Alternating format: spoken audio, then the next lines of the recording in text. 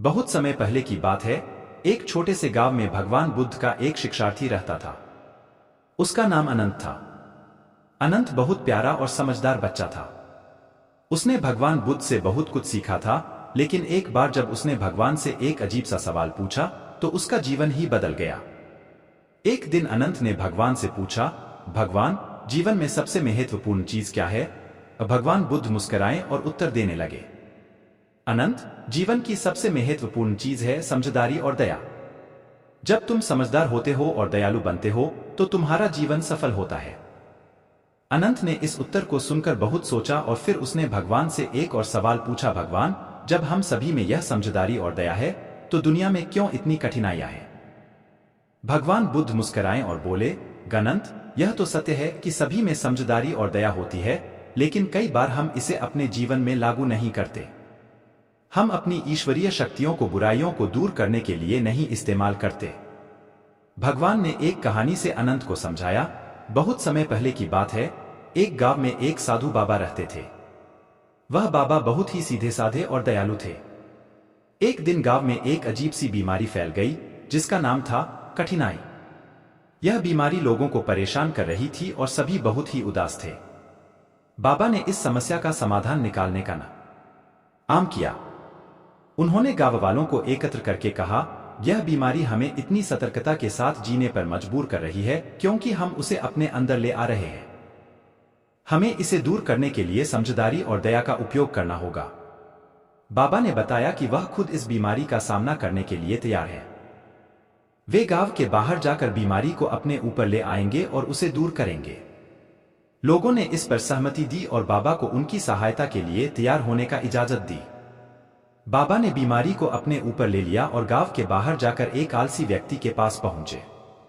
बाबा ने उससे पूछा, तुम्हें इस बीमारी से कैसे निकलना है? व्यक्ति ने हंसते हुए कहा, मुझे कोई चिंता नहीं, यह तो सिर्फ तुम्हें ही सताएगी। बाबा ने समझा कि इस व्यक्ति को बीमारी की समझ नहीं है। उन्होंने उसको समझाया, दोस्त, इस बीमारी को दूर करने के लिए हमें समझदारी और दया का उपयोग करना होगा। हमें एक दूसरे की मदद करना होगा और साथ में मिलकर इस समस्या का समाधान निकालना होगा। व्यक्ति ने बाबा की बातें सुनी और उसने भी बाबा के साथ मिलकर काम करने का निर्णय किया।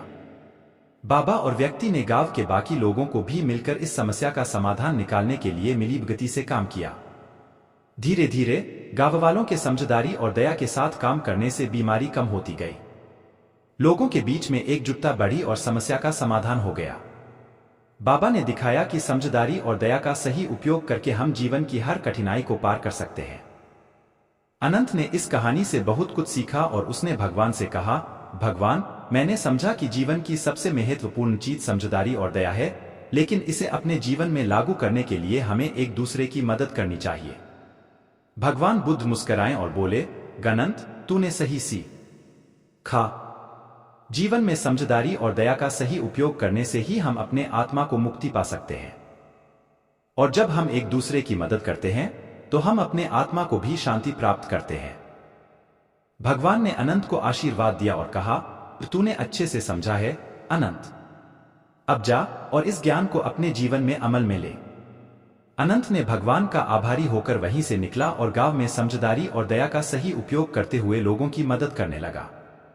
उसने देखा कि जब लोग एक दूसरे की मदद करते हैं और समस्याओं का समाधान निकालते हैं तो जीवन में सुख शांति बनी रहती है।